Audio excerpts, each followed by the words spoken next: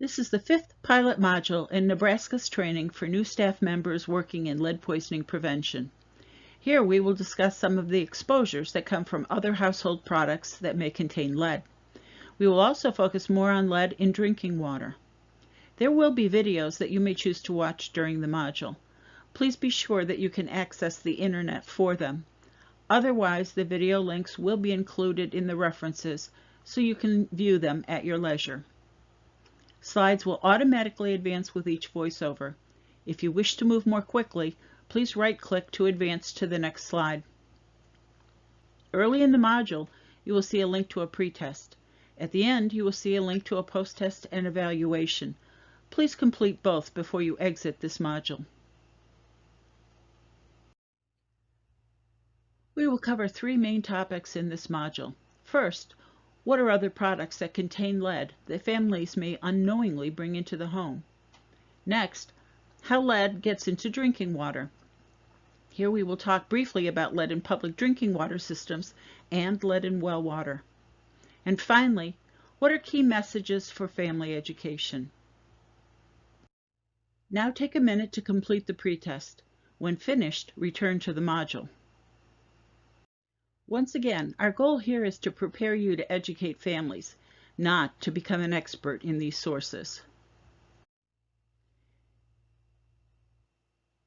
EPA estimates that drinking water can make up to 20% or more of a person's total exposure to lead. These charts are from a 2017 report published in Environmental Health Perspectives that analyzed the relative contributions of different sources of lead to children's blood lead levels. To orient you to the charts, bright blue is water, gray is soil and dust or lead-based paint, and the turquoise color is food. The graph shows that for most infants 0 to 6 months, water is a major source of exposure. This is largely driven by formula-fed infants drinking lead-contaminated water. EPA estimates that infants who consume mostly mixed formula can receive 40 to 60% of their exposure to lead from drinking water. In contrast, for toddlers 1 to 2 years of age, the water contribution shrinks because children aren't drinking as much water as formula-fed infants, and consumption of solid food goes up. At this age, the most highly exposed children, the column on the far right side, are exposed through soil and paint, likely because they are old enough to be crawling around in the dust. This suggests that although lead-based paint, lead dust, and lead in soil are major sources of lead exposure for children, other sources can still play a role. There are many ways that lead can get into a product. Sometimes lead is part of the environment in which foods are grown. In other cases, it may be intentionally added to the product, either to brighten colors, as in cosmetics or ceramics, or to add special properties, such as in traditional medicines and religious practices. If farm workers are paid by the weight of what they pick, it might be added intentionally as a way to increase their wages. If a product is made using older machinery with lead parts, the wear and tear may add fine particles of lead dust to the product. Finally, if processed foods contain water from systems contaminated by lead, it can also get into the final product. Here are some of the uses we'll discuss in more detail in this section.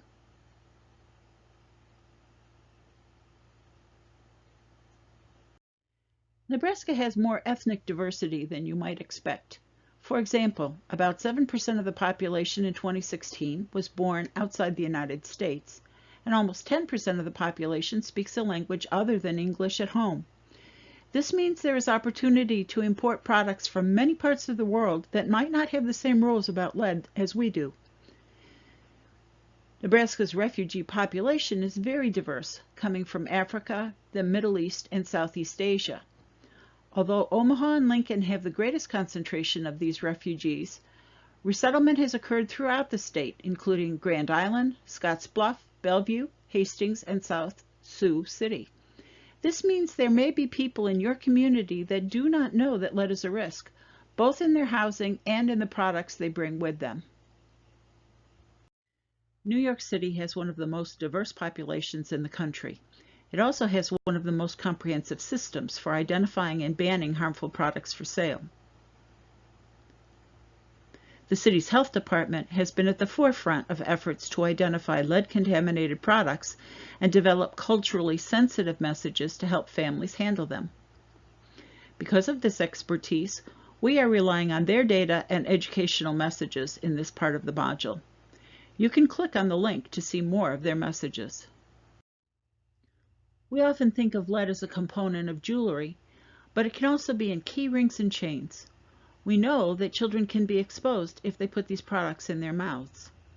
If you see a child mouthing these items, or if parents tell you they let their children regularly play with them, you should encourage them to wash the child's hands and substitute something else to play with. But the child in this picture is not wearing jewelry. He is wearing something to keep him from crying. Many items that you may think are jewelry are in fact items that the family thinks are therapeutic or can protect children from harm. They are probably not going to agree to give up these products easily because they believe they are doing the best for their child. So the most effective message may be to keep the item away from where it could be mouthed, such as tied to the ankle or sewn into a pocket on the back of the shirt. In response to a number of consumer reports showing lead in cosmetics, the Food and Drug Administration, or FDA, set the standard for lead in lipsticks and cosmetics manufactured in the U.S. to under 10 parts per million. But these standards don't apply to products manufactured in other countries. One cosmetic that often contains lead is the product kohl, also known as kajal, surma, and tiro in other parts of the world. It is made by grinding galena, a form of lead, into a very fine powder. The FDA bans the import of kohl made with lead under its authority to regulate color additives, but it can be brought in unknowingly or illegally. These eye cosmetics are widely used in the Middle East, North Africa, the Mediterranean, and South Asia, as eyeliner on the eyelids and as mascara for the eyelashes.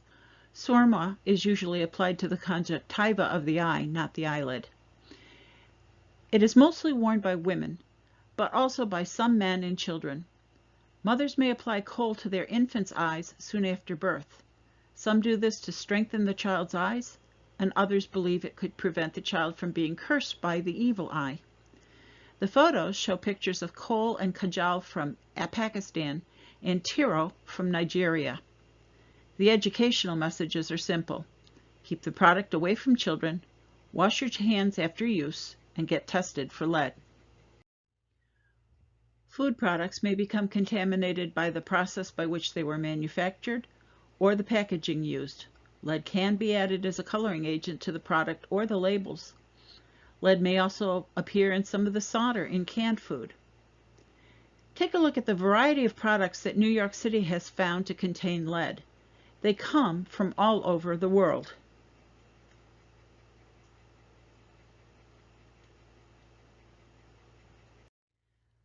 Lead can also get into food through locally caught game and fish. Many of the families you serve may rely on hunter-harvested meat or fish caught using lead sinkers or fish hooks. Any type of game can become contaminated if the hunter uses a lead bullet. Ground venison has the highest potential contamination because bullet fragments may scatter beyond the point of entry. Venison is often donated to food banks, so the exposure may be wider than the hunter's immediate contacts. If the family does rely on hunting and fishing for food, it is important to send these messages. First, try to avoid using bullets with lead in them. Bullets where the lead is fully enclosed in copper release the fewer fragments. Second, trim liberally around the wound channel to collect more fragments. And finally, shots to the hindquarters are more likely to see fragments released because this is where dense muscles and bones are located. Try to avoid shots to the hindquarters. Spices have increasingly become a topic of interest. Over a 10-year period, New York City tested almost 1,500 samples of more than 50 spices from 41 countries. More than half had detectable lead. Imported turmeric, saffron, fenugreek, curry, masala, and chili powder have frequently tested positive for lead.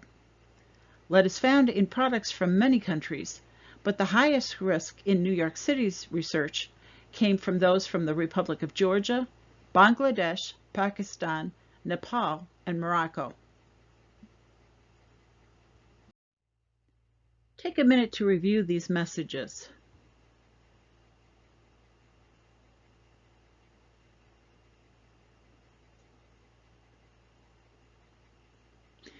Families may be suspicious or frightened about why you are asking them about what they use in cooking. They can see this as intrusive or judgmental.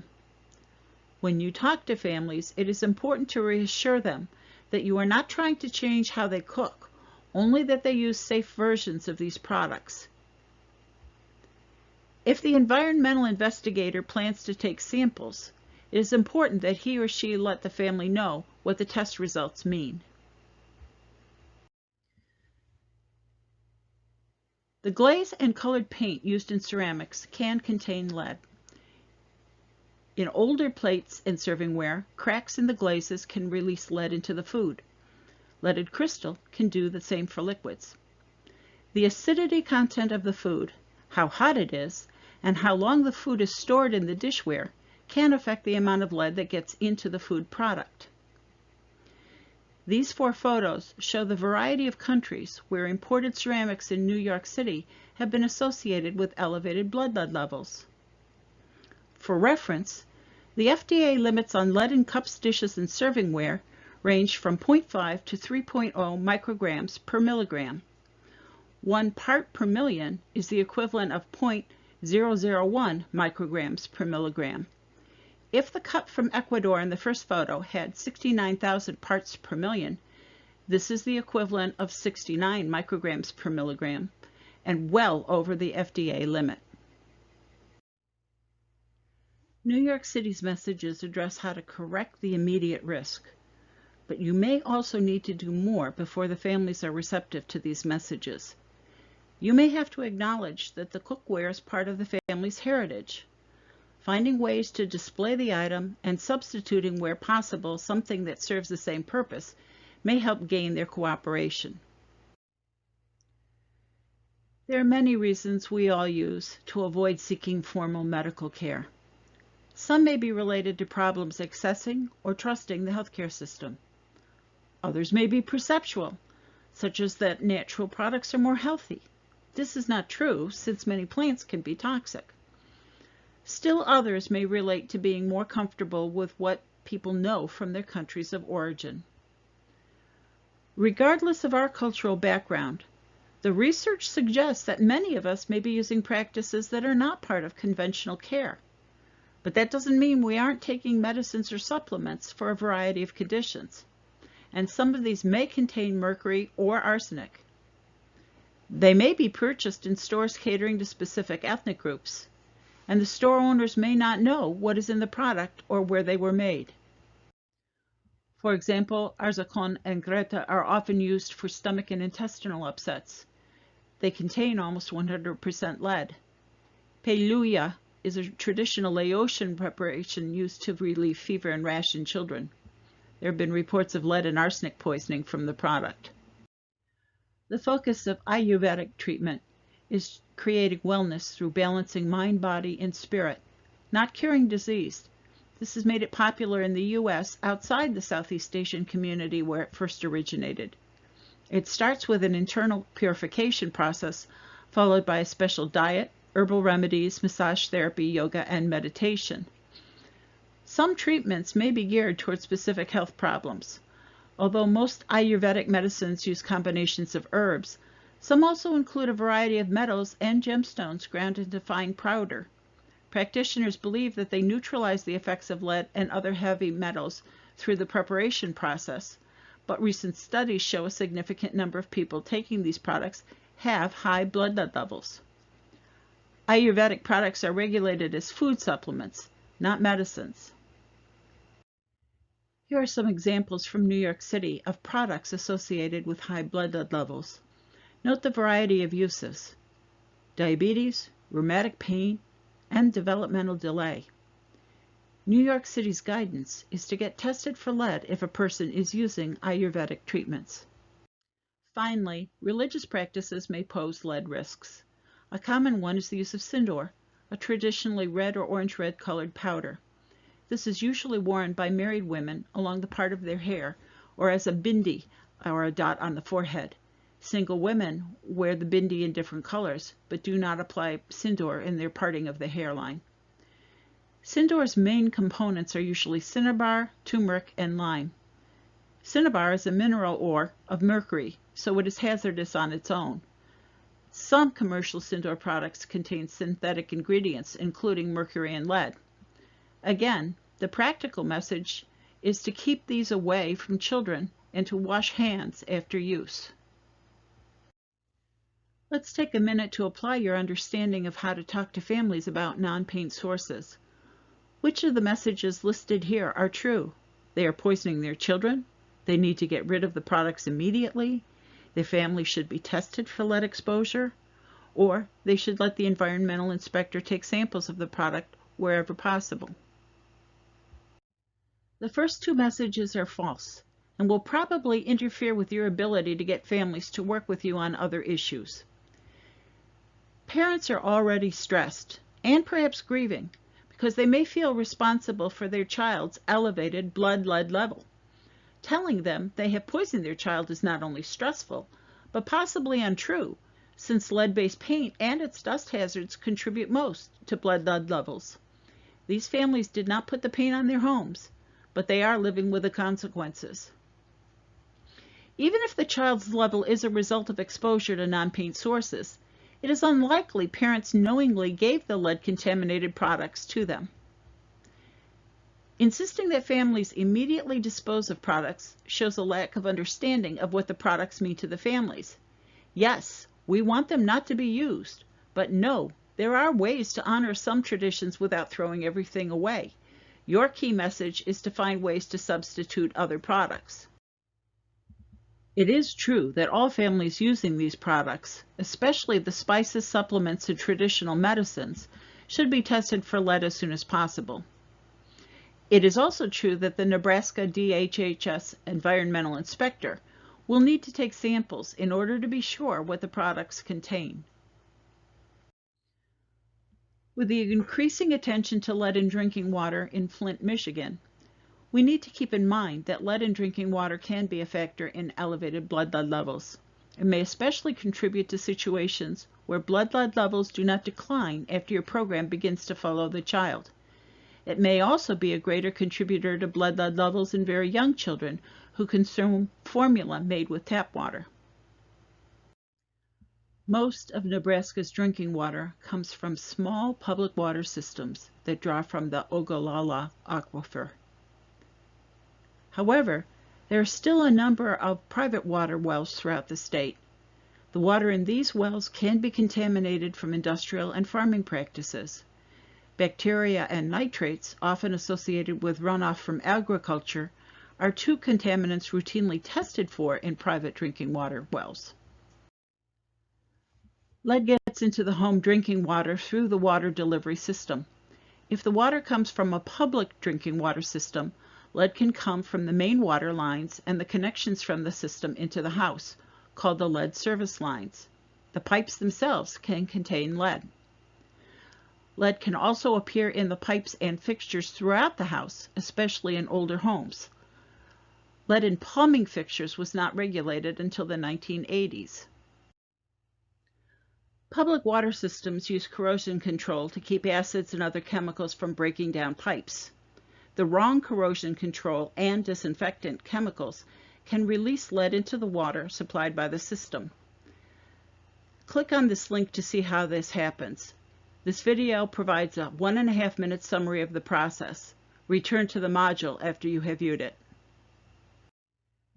Federal rules governing safe drinking water from public water systems set an allowable limit of 10 parts per billion of lead in water. It is important to know that this is a standard that is not health-based. It relates to effective corrosion control. EPA is reviewing the lead and copper rule standards and may lower the allowable levels in the future. Testing private drinking water supplies in Nebraska is not required by federal or state regulation, with some exceptions such as licensed child care facilities and foster care home water supplies. City or county jurisdictions may have requirement for private water supply testing, but these do not routinely include tests for lead. Even before a child presents with an EBLL, families can get some information about lead in their public drinking water systems by reviewing their system's annual report or the EPA's Consumer Confidence Report. If they are on private wells, they may have to pay for a test themselves from a licensed service using a state-approved laboratory. What should they do if they know or suspect there's lead in the water? Take a few minutes to look more carefully at these messages. The most important message is to be sure they use their current drinking water source safely. Running the tap water on cold for 5 minutes on the first daily use, then filling a container they can use the rest of the day, is critical. Anytime water sits in the pipes for more than 6 hours, they should run it for 1 to 2 minutes before using it. Never use hot water for making formula. Hot water releases lead from pipes and fittings more than cold. Lead can't be boiled out of the water, so there is no point in trying this strategy. Water filters can significantly reduce lead in drinking water, but only if used properly. Filters need to be changed regularly, as per manufacturer's directions. This may be as often as monthly. The filters can be costly, around $30 per faucet filter and around $15 to $20 for a 4-pack of pitcher filters. Filtered water should be used for cooking, drinking, and brushing teeth, especially for young children. Since pets can get lead poisoning, this applies to their water too. Unfiltered tap water is fine for dishes, washing clothes, or cleaning. It can be used for bathing with some precautions. Young children should not drink unfiltered tap water when they are in the bath. If someone gets a rash from bathing in unfiltered water, it is likely to have been caused by the disinfectant chemicals in the water, not the lead itself. Here are some pamphlets from EPA and the state of Michigan that can help families make choices about their filters, plumbing, and cleaning faucet aerators. Click on each pamphlet to see more.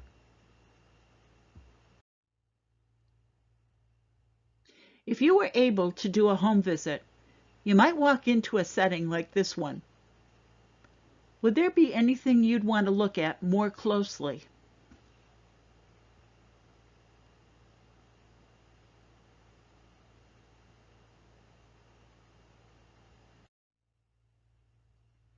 This child looks like a toddler. You might want to ask whether he or she eats from some of the ceramic bowls you see on the shelves and where they were made. The parent is using a pot that might have been made overseas. There's also a pasta maker in the left corner. Were these made in the United States? Does the child have access to the tiles on the backsplash? Have they been made in the United States? There are herbs hanging near the window. Were they grown locally? It's important to check whether the family knows where the teas and spices came from, and whether the child is fed food or drinks that contain these products. Also, since we're making tea, this is the time to ask about water sources and how long water runs before using. Here are some references and videos you might want to check out later. Take a minute to review the key messages in this module.